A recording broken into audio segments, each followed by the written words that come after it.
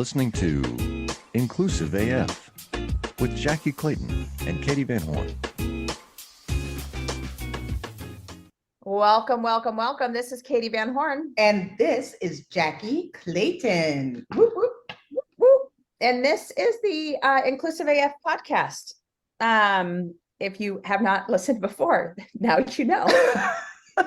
If the website or the link that said Inclusive AF did not, if you're in the wrong room. If you clicked on it, hopefully you know. So Jackie, happy Friday. As you can already tell, I'm a little punch drunk because it's Friday afternoon. And so I am, I think this is my last meeting of the day. So, and it's a long weekend, Labor Day weekend. So, hey, getting. I know. We're going to have pumpkin spice lattes in 100-degree weather, right? Well, I'm not, because we have like a whole weird monsoon situation going on in Arizona. So it's like 87 degrees right now, overcast, and it's been sprinkling all day. What is, like, please, like, really? If we could all just say a short prayer and then before we get started. But again, good reminder, the whole global warming thing is a hoax. It's not real. No proof of that at all. Nothing to see here, folks. That's right. Anyhow, all right. So we are very excited today. We have an amazing guest. And so, Roxy, I'm going to turn it over to you to introduce yourself, share a little bit about who you are and all that good stuff. Oh, thank you. Thank you both for having me. I'm really excited to see where this conversation goes. Y'all are already starting it off with some energy. So a little bit about me. Part of the reason I'm here is because I just wrote 2 books, How to Have Anti-Racist Conversations and The Anti-Racist Heart. And it's like an amazing feat for me to imagine that I have these 2 books. But in my other life, I'm a psychologist. I am a clinical psychologist, so I work with folks in San Francisco who are disenfranchised, don't have housing, and I help them apply for Social Security so that they can actually get the services they need. And then I also work as a nonviolent communication trainer, and I'll talk much more about that later on. And then really important to me, I'm a mom. I have now 2 living children. My child just went off to college, so I'm an empty nester. And I love just shouting out my parents. You know, I'm the parents of immigrants who came to the United States thinking, how will we get our kids to have a good education? So Lois and Milton Manning, thank you. Where did your parents come from? Trinidad. I also came from Trinidad. Oh, my dad, we're from St. Thomas in the Virgin Islands. Ah. It was always so funny growing up. They would say, oh, your grandma has a Jamaican accent, and woo, she would go off. To be clear, yes. This is not what that is. Everyone's like, if you're from the Caribbean, you must be Jamaican, right? That's right. That's right. Congratulations on writing those books. I mean, it is a dream, and to be able to write 2, what was that like? If you had told me ahead of time, this is what it's going to involve, I would not have written these books, right? But it was amazing. Like I talk in the books about why it's even just a miracle that I did it. I had this like really traumatic experience when I was a young college student that made me stop writing for a number of years. And so I never thought I would ever write a book. It's like, no, not me. And when we started looking into, my co-author for the second book said to me, I want to write a book with you.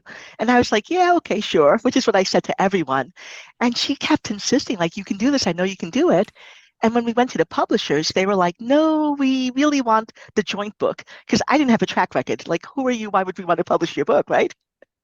And we convinced them. They said, if you can show us that people want these books, we're going to publish them. So we did a Kickstarter. We got like a whole bunch of people doing pre-orders for the book. And so they said, okay, we'll do 2 books. And it turned into the most intensive thing I have ever done in my life. I've spent the last gazillion months just like writing, revising. Every time I thought it was over, it would be like, nope, there's a new stage, more stuff to do. And I honestly did it because of my friends. Like I had this really great support network, and I wish everybody can like enlist the kind of support that I did, because that made such a difference. That's amazing. So would love to hear more about it. Let's start with the how to have anti-racist conversations. So what was the impetus for that? What what will someone learn by reading this book? Absolutely. So, I do a lot of work. When I was in grad school, I started being really interested in basically DEI, right? I'm a Black person, I'm a Black immigrant, I'm a woman. I've got a whole bunch of different characteristics that check all of these diversity boxes, right? And people really struggle with how to have these conversations. Even people who are like, I want to be anti-racist, I want to show up, I want to support, they freeze whenever somebody tells them, hey, I didn't like what you did, right? They just freeze and collapse. Or they'll say things trying to make it better and it just makes it worse. So that's like on the white side. But even on the global majority side, people like me, we also don't know how to have these conversations. Because either I'm thinking, I'm a little bit scared because if I try to have this conversation with you, I'm going to get smacked down. And then it's going to be too costly to me. Or I've been smacked down and silent for so long that by the time I open my mouth, it's coming out like I'm just like fire hosing you, right? And then we're not having the conversations we want to have. And so I wanted to help people figure out, how can I be authentic? And that's the most important part. You're learning, how can I be authentic, real, say everything I need to say, but in a way that increases the chance that it's going to have the outcome that I want. And that's what you learn in the book, like how to approach having these conversations, what you can actually say in having them, and then even some background on understanding a little bit about white supremacy, understanding the model that I use that informs how I do these conversations.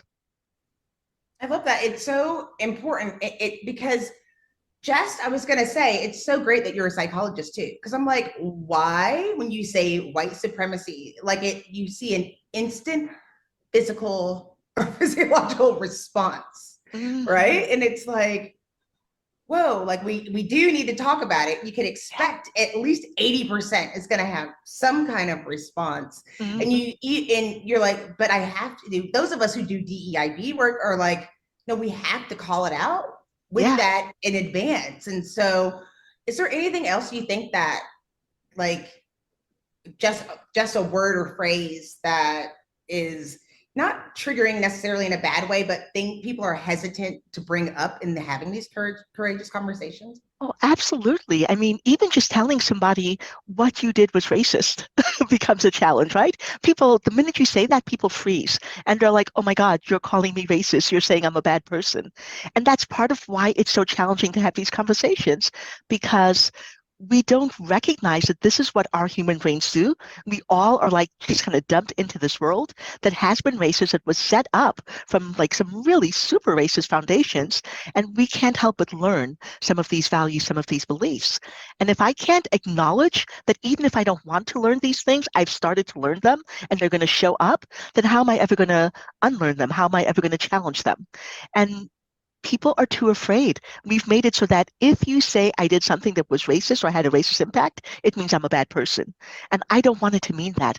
I just want it to be that you were a human person who made a mistake and you can do better. And here's how you do better. And that's where the conversation needs to go. I love that, because I think, that's something that, I'm just thinking about parents raising children. It's the, you're not a bad kid because you did this bad behavior. It's, please don't do that bad behavior anymore. This is what my expectations are moving forward. And so I think that is such a good point of clarification, that just because you do something that isn't ideal, is racist, comes across in a certain way, can be, triggering for folks, or, has an impact, just the words that we're using or the actions that we take, knowing that can have that impact, but that doesn't mean, okay, shut it down. There's no redeeming you. You're over now. Yeah. And I think that's such a critical distinction. So I appreciate you calling that out. So when folks are jumping into this book, who are the right folks to read it?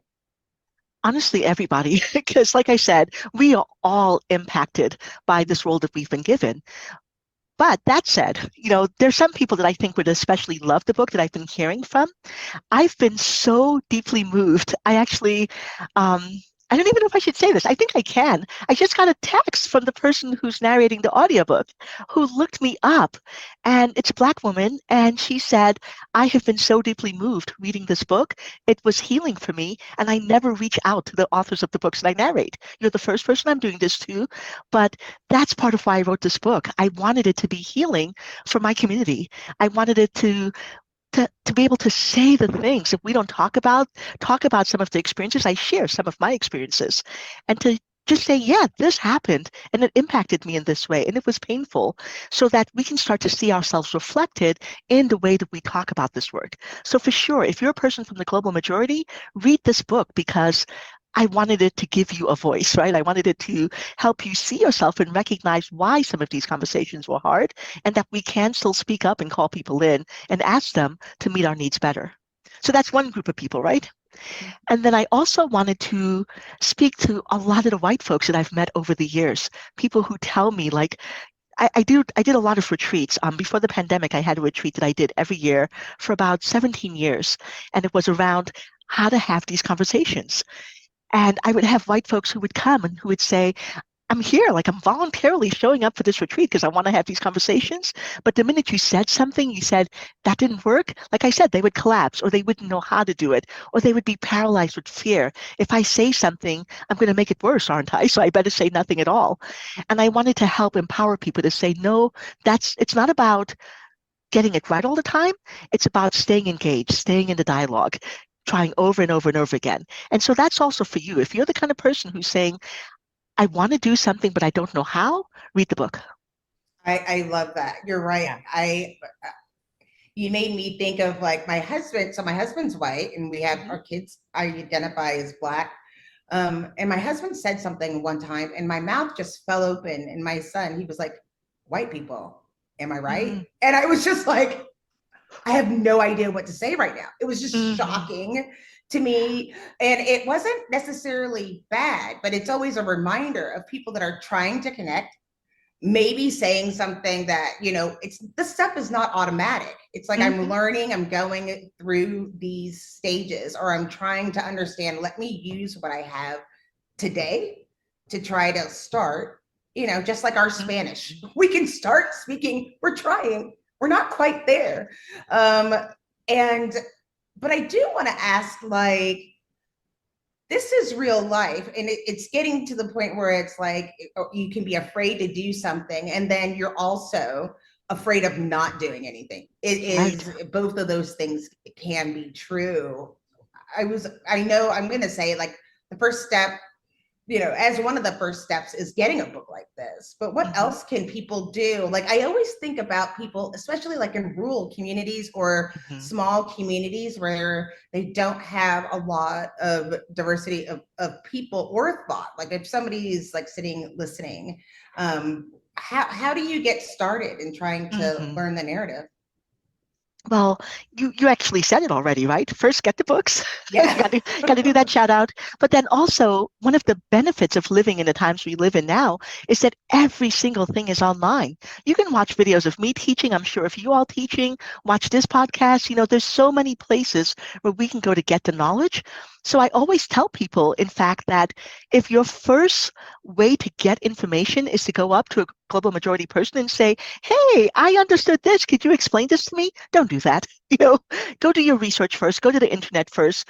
Don't put all of the burden on us educating you when that information is out there. That's just another example of white supremacy culture in action. So if you are living in a place where you don't have access to this, take advantage of the richness in our world today and do a really deep dive on the internet. The other thing I love to tell people is you got to practice. We can have all of the learning, all of the consuming information, but you never know how it's going to land in you until you open your mouth and you try to say something. And even though it feels really awkward, grab some of your friends together and think about a time when you've had impact, a time when you've said something and you realize it didn't work for the person, and say, could you role play with me how I could either make a repair? Could you role play with me what I can say to acknowledge that I did harm? So just practice with your friends so that you start to rewire those pathways in your brain and you have it available for you when it happens again. Great careers are forged out of great relationships. Your success, whatever your field, relies and thrives on the support and insights of others. I'm Andy Lapata, an author and speaker on the power of professional relationships. In the Connected Leadership podcast, I have the privilege of interviewing people from around the world to understand the relationships that have made a difference on their journey and how their insights can help you. From Nobel Prize winners to Olympians, from NASA astronauts to peace campaigners, my guests have shared some captivating moments from their lives and careers.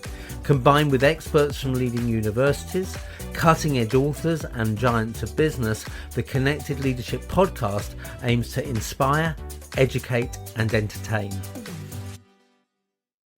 I love that. I'm actually just thinking like this book would be so good also, I assume, for groups that, teams that are working together, and, especially probably the handbook as well, that is that companion handbook. I think this is the work that, Jackie and I both do DEI work. I am a consultant, and I can't tell you the number of executives that have said to me, I just don't know what to say. So I feel like I should just not say anything because I don't want to say the wrong thing.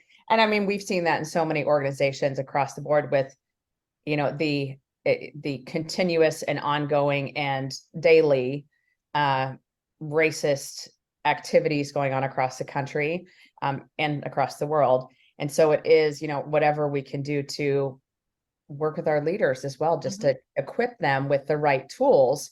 To your point, hey, do some role playing now. So when you're in that moment, what are the things that you should say or how you should approach it. I love that. That is awesome. Can I add something? Because, you both said this piece around, like, I don't know what to say. And therefore, I'm not going to say anything.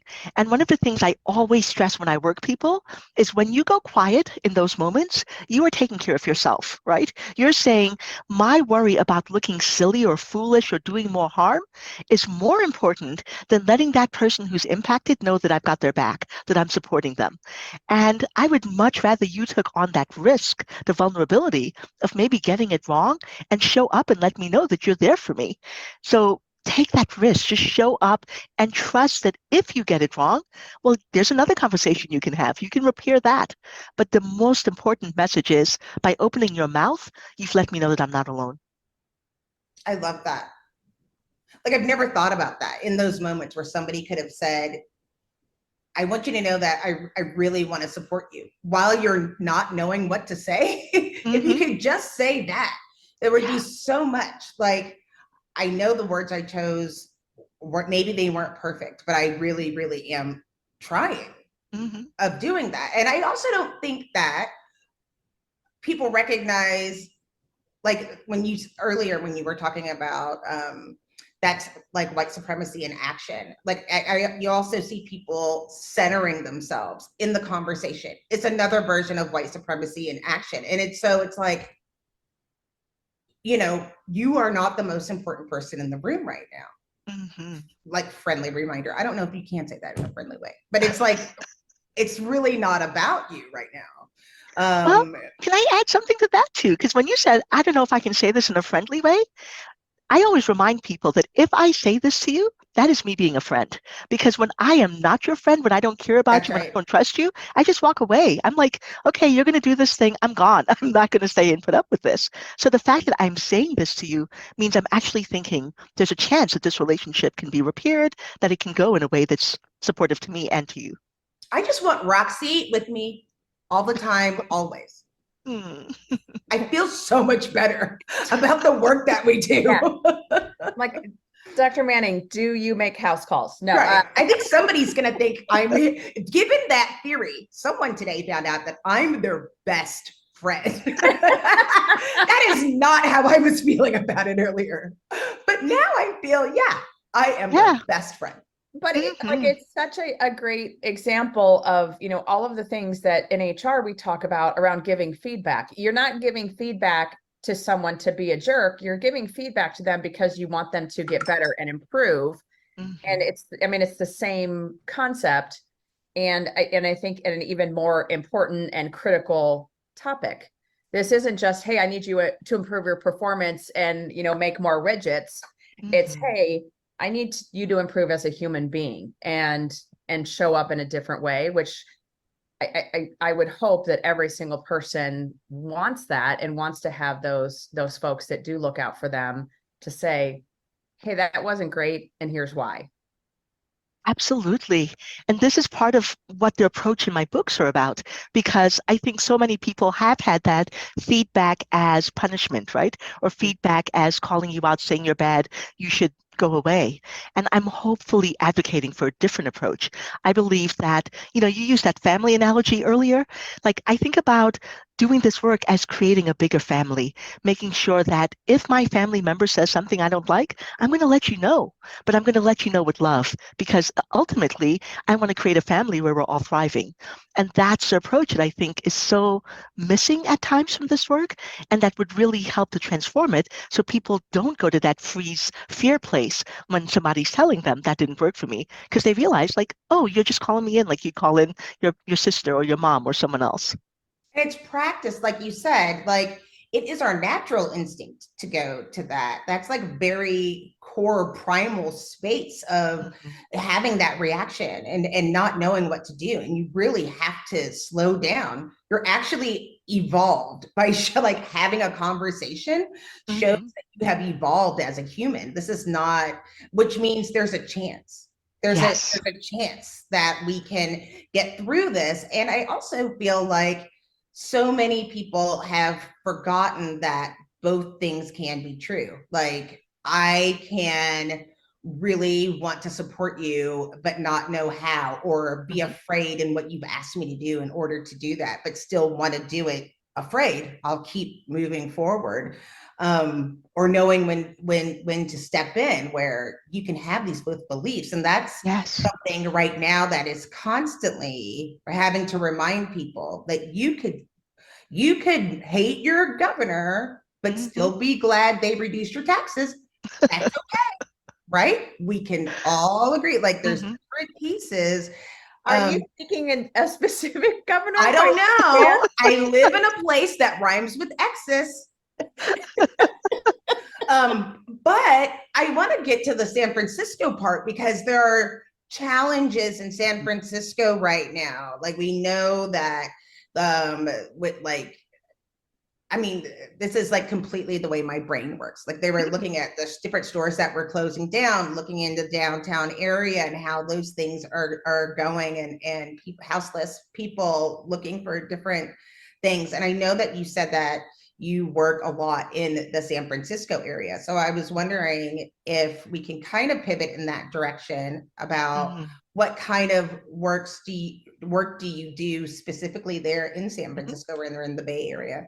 Sure. So one of the things that I actually love about the city of San Francisco is just how much support it gives to citizens. And I know that some folks in some parts of the country think that's the reason we have the problems we have. But essentially, if you're in San Francisco and you're receiving general assistance money, so like welfare money like that, the city also recognizes that you're probably not receiving this money because you're a deadbeat, you don't want to work, right? That there's something going on. So every single person who receives this money gets screened to find out if they have a physical disability or a mental disability. And if the screeners say, like, this person might, they get sent to my department. And then we have a whole team of caseworkers who will do a little bit more of an in-depth interview. And if they believe there's either history or like more evidence, they get sent to meet with one of the psychologists or one of the medical doctors. And I think we had something like 11 psychologists and maybe 6 medical doctors who just work full time. And we meet with people, we evaluate them to see if they would qualify for Social Security. Our team can also help people get into housing if they're really stuck. Sometimes with Social Security, Social Security will say, oh, you're unhoused, right? You don't have a house. But we're going to send you an email, or we're going to send you a message that tells you have an appointment with this doctor. Where am I getting this message from, right? And so that I miss this appointment, I don't show up, and they say, oh, well, sorry, you missed your appointment, you don't qualify for Social Security. So my team will make sure that we receive all of those emails. We will go pick you up and take you to the doctor and make sure you get to the appointment. And it's been some of the most rewarding work I've done, because some of the folks that I've served folks who are veterans, folks who have severe mental illness, people who have tried their best, who have turned to substances because of severe trauma, and who don't have the capacity to navigate the systems that are set up supposedly to help them get help. And our department makes sure that they get help, that they get, if they qualify for Social Security, they then have medical benefits, they have enough money to move into housing. It's just so amazing, the work that I do. I love my job. I love that you love your job. Yeah, Yeah. I can definitely hear that. I love that. So, you know, obviously the unhoused population is growing and growing in California. And we know that. And, you know, to your point, I think that is kind of the storyline that a lot of folks in the US are getting is, oh, it's because they offer all of these services. What is your response to that? Yeah. So I think, well, I'm sure that that's a tiny little bit of the reasons why, but I know when I talk to folks that I work with, they don't tell me I come to California because I want to get services, right? And, you know, people will be explicit and be real with me. So I know when people have told me that. But often what people are telling me is, I came to California because the climate around being an LGBTQ person in my community was horrible. I was tortured, right? So I'm escaping to where I can find safety. People are telling me things like, there are no services, there are no support services where I live, and it's freezing, and I'm going to die if I'm living on the street. So I'm trying to go to a place where at least if I'm going to live outside, I'm not going to die from cold, right? I'm not going to die from heat. So it's not so much that it's only because we're providing services, but we also provide an environment where we tell people you matter. You're a human being. You deserve to have some basic needs met. You're a human being who deserves to live the lifestyle that you want to live, that it's okay to be, not just okay, but of course, if you're LGBTQ plus, you're welcome here. If you're trans, you're welcome here. If you're undocumented, you're welcome here, right? So it's around, can I go to a place where I belong? And that's why folks are here. And then just like everywhere in the country, it's expensive. And so we don't have a great system to distribute resources because I think the housing stock is there. It's just that it's too expensive. It's priced out of people's reach. And so that's one of the places where I think San Francisco, like every other part of the country, can do a little bit better job, making sure that we give the abundance that this country has to everyone. Well, and understanding how, like you were talking, navigating through that process.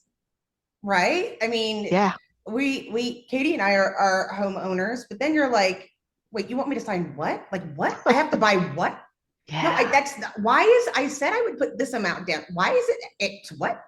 Yeah. Like there's so many things that are confusing, so that even if you're prepared, do you have the ability to take the time to go through all of the extra stages? Because it's Right. not like walking and buying a shirt or any of those things. And also making sure that like you have enough, but then that you also can look at the other resources that are afforded to you. Some people are afraid that, oh, now that I have this house, what does that mean? Or I have this place to live.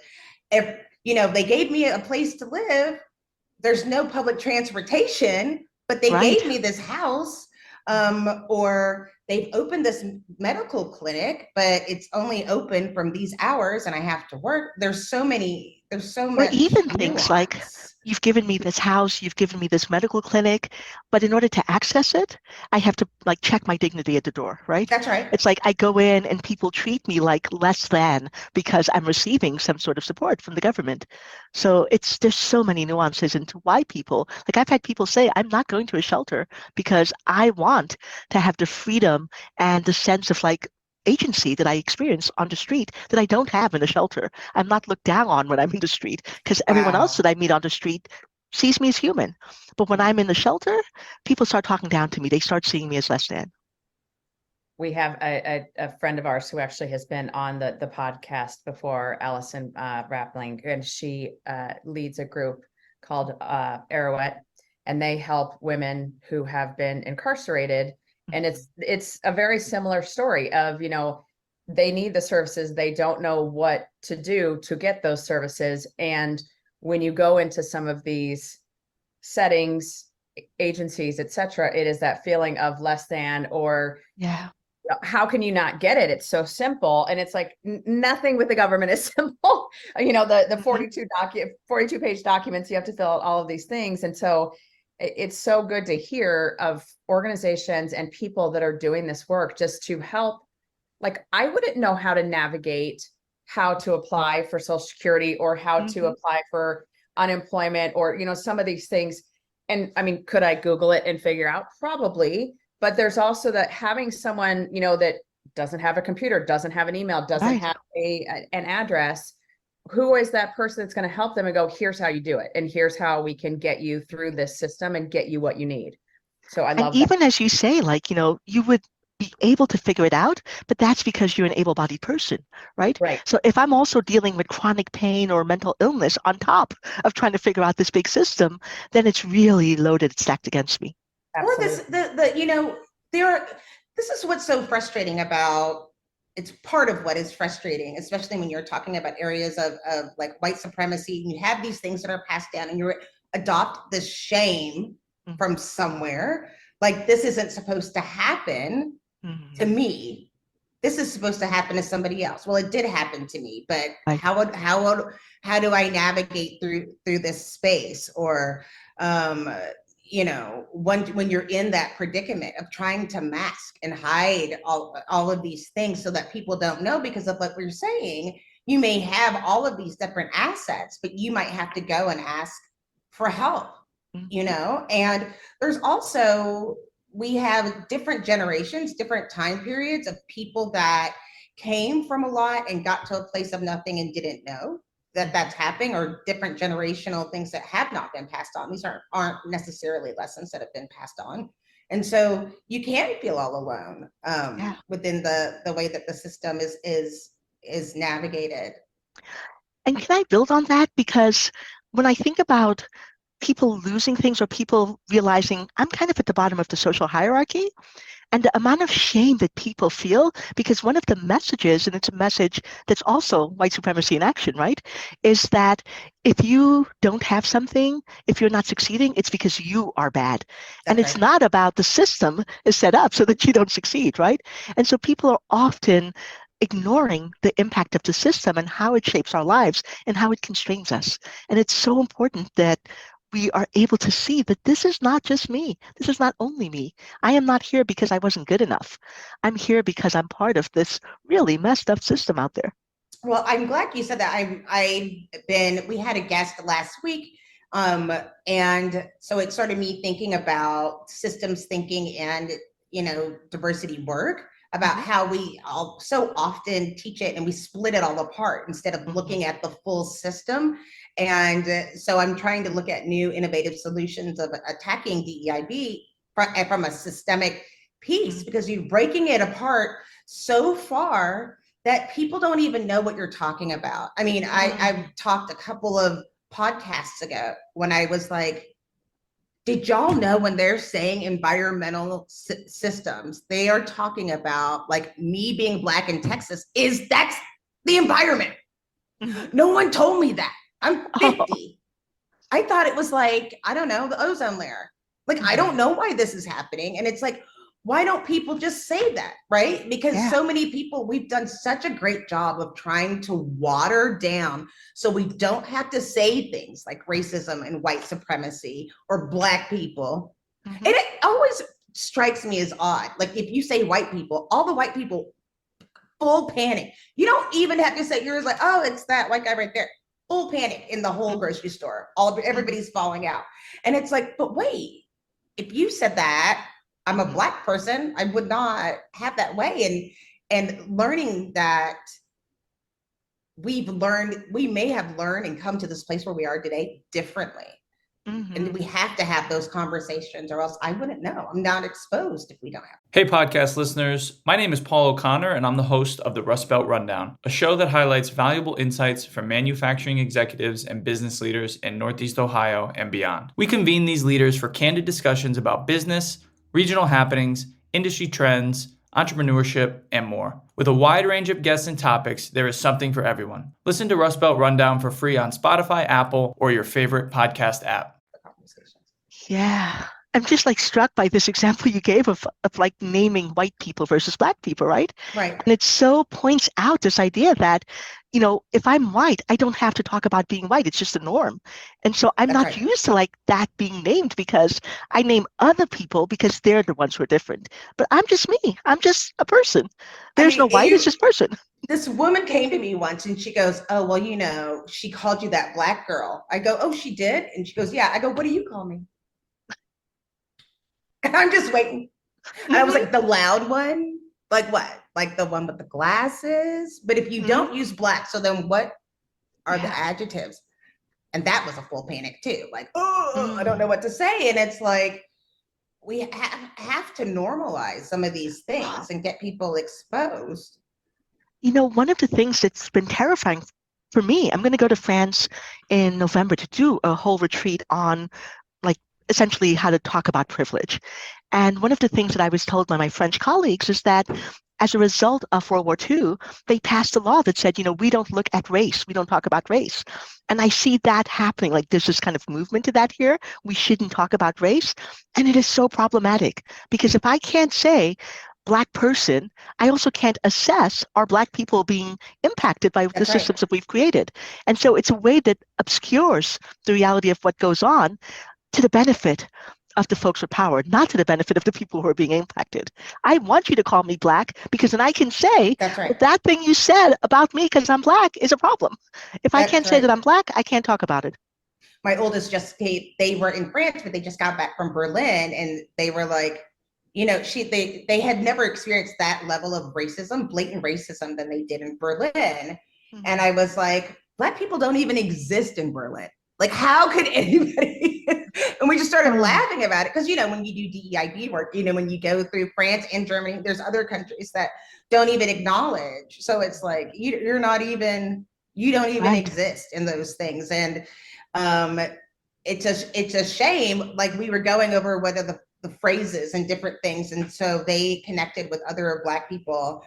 But of course, because they were in Berlin, there were Black people from Italy and Black people from, all over the place that were together. And so it was very popular. We would always find each other in every different club, party, or whatever. It didn't matter that all of these people came from all of these different countries. And then also assessing, like, I know that happened in the United States, that I will make eye contact and connection, but I didn't know it was going to be like that in Germany, where other people are looking for each other, even though we still felt that closeness, even though we didn't speak the same language. We came from different countries. We ate different food. We dressed differently, but still we were all impacted by white supremacy. That's right. Right. Well, I was going to say, you also have the layer of immigration in Europe is a very different conversation. And so, someone that has different colored skin is assumed to be an immigrant, and therefore a lower than, less than, that is just the mentality, unfortunately. And that's, again, just more of this work. And anyone who is not in the in-group, it does get treated completely differently, or as if they don't even exist. And I mean, we don't need to pick on Germany. We can say that about a lot of different, European countries. Not that we have any stones to throw over here in the US. Yeah. To be clear. Because we're so great. Oh, wait. Yeah, we've got this all nailed down over here. All nailed down. Yeah. I just feel like, like you're saying, like, I remember when I started traveling internationally and finding other Black people and like, tell me your story of how has this impacted your life? Because I know how it's impacted mine, but you go to these countries and you enjoy the food and the art and the culture, but it's like, tell me your story. Because I'm always like, how did you get here? What is the story that brought you here? What's the narrative that that brought you to places like, because of my background, it's always through the Caribbean. So it's like Curacao or Panama or like Cuba, like all of that area. I used to live in South Florida, and you would meet all of these people, and it's like, what is your experience? Again, because we look at it broken apart as if it's different in the United States than it is other places. No, it's still steeped in white supremacy with a different accent. That's all it is. Yeah. I just got back from Brazil, and one of the things that was so deeply moving there, I spoke to a number of Black activists, and they were talking about the legacy of what that white supremacy looked like in Brazil, right? So Brazil ended slavery, but then they were like, but we're going to say that Blacks don't exist. We're going to say that we're all just one race. and we're going to take this concerted effort to whiten this one race that we are. And so there's this kind of both spoken and unspoken and confused understanding about who's Black, who's not Black. Like one of the people that I spoke with told me this horrendous story about applying for a scholarship for Black folks, and you have to send in a picture, and the scholarship committee wrote her back and said, you're not Black enough. Stop But it. then when she goes to other places, they tell her she's too Black. That's right.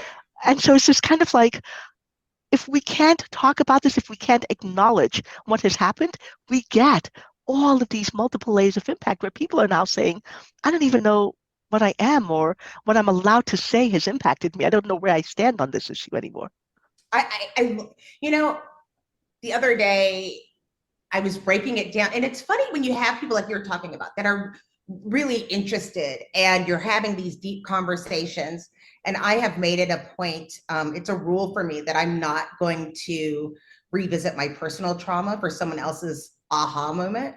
And so I've come up with various stories in order to connect when people are trying to do these searches, and I can still protect myself, right?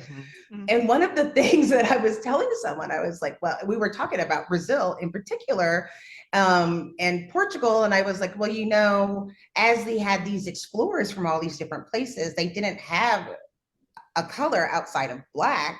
And I was like, but when I talked to them about the color brown, I was like, do you know anything about the color brown? And they're like, no. I was like, you can't make it with light. I was like, by the way, if you're white and you color yourself, what is that color? Oh, peach. I was like, would you call it light orange? I was like, do you know what brown is?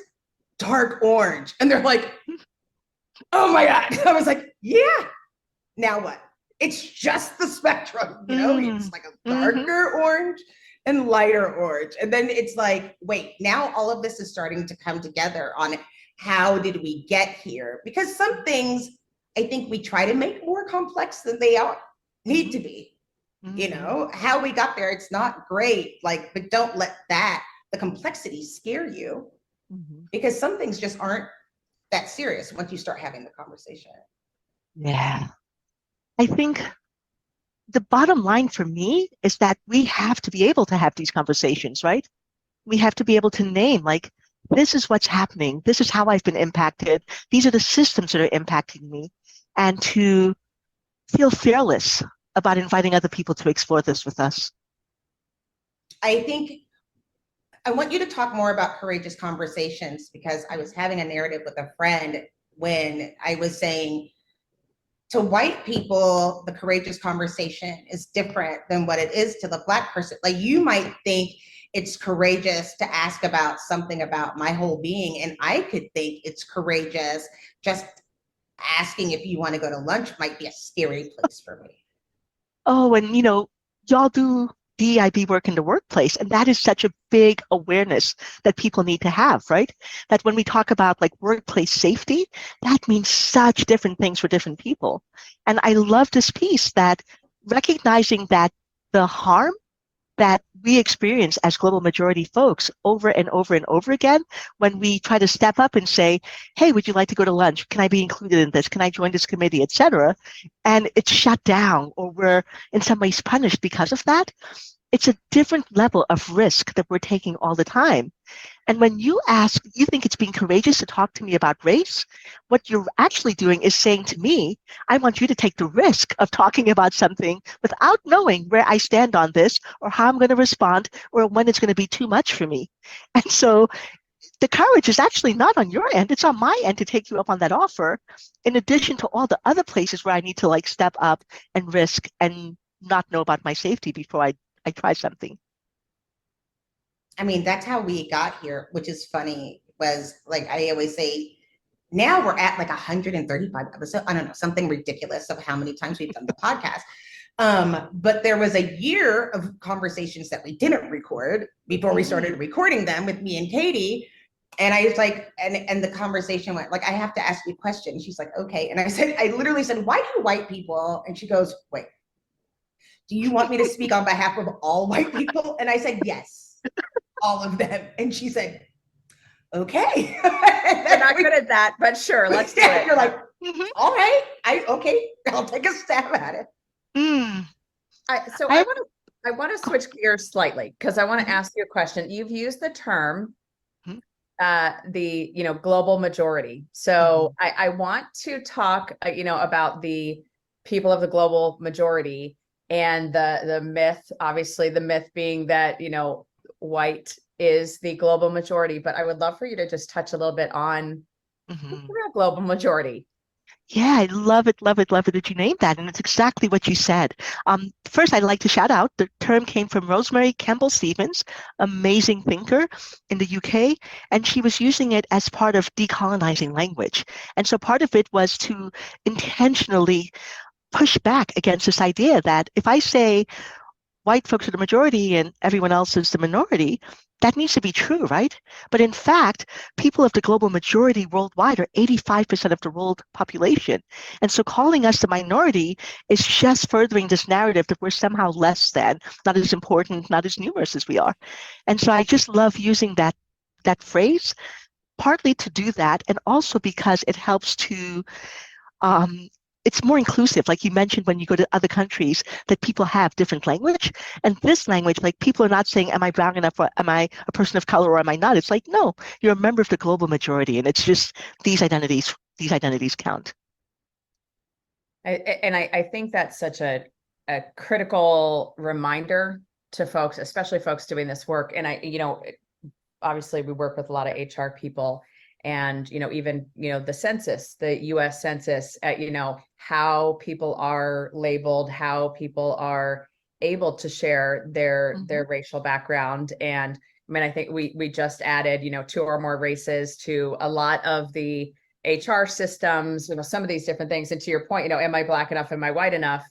Well, how are you identifying today, or at work, or whatever it might be?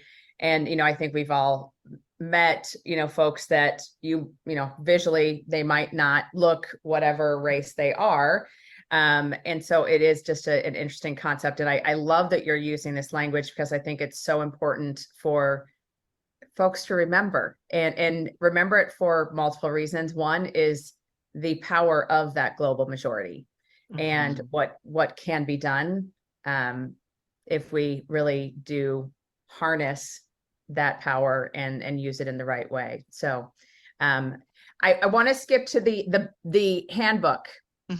So you talked a little bit about your book, and that everyone should read it. On the Anti-Racist Heart, the Self-Compassion Activism Handbook, is that a group activity that you would recommend, or that a group should read it together, or what do you recommend folks do? It's both. It can be both an individual activity or a group activity. So I wrote that book with my amazing co-author, Sarah Payton.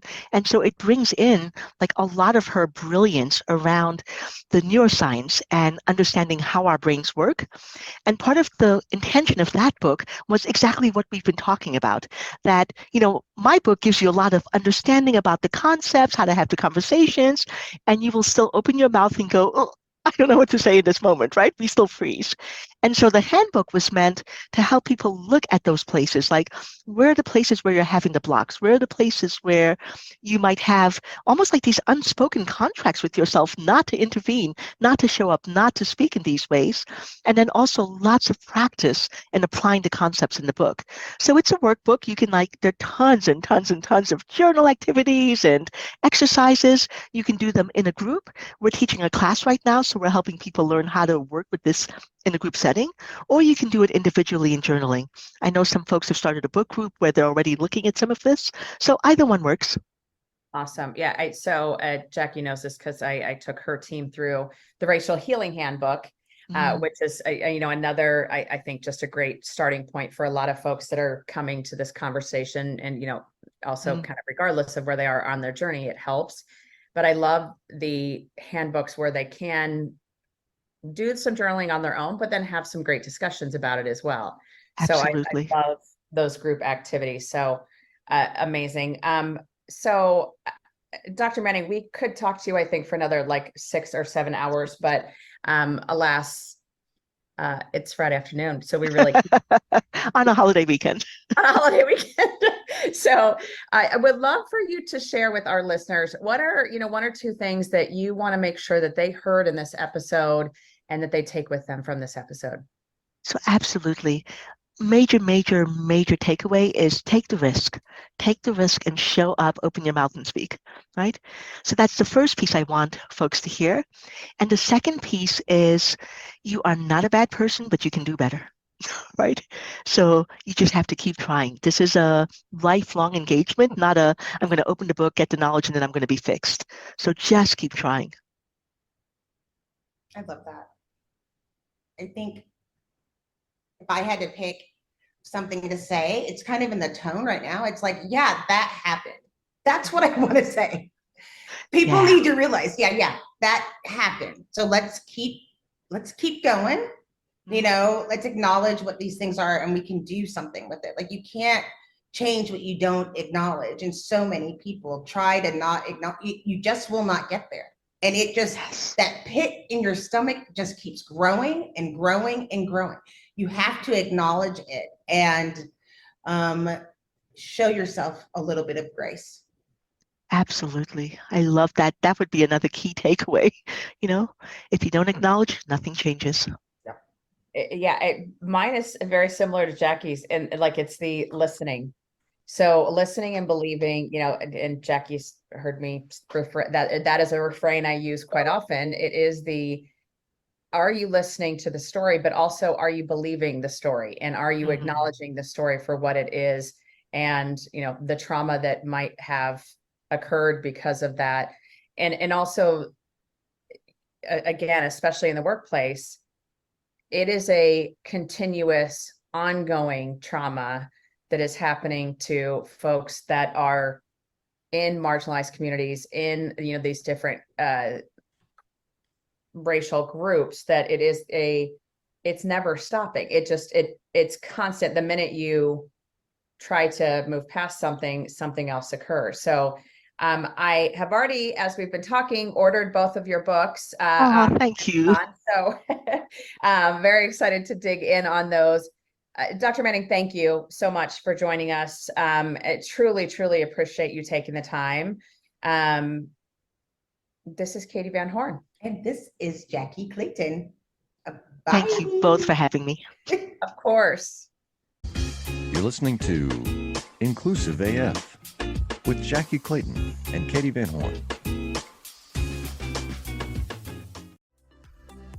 Imagine how fast we could solve the world's biggest problems if more SaaS startups would gain traction sooner. Welcome to the Tech Entrepreneur on a Mission podcast.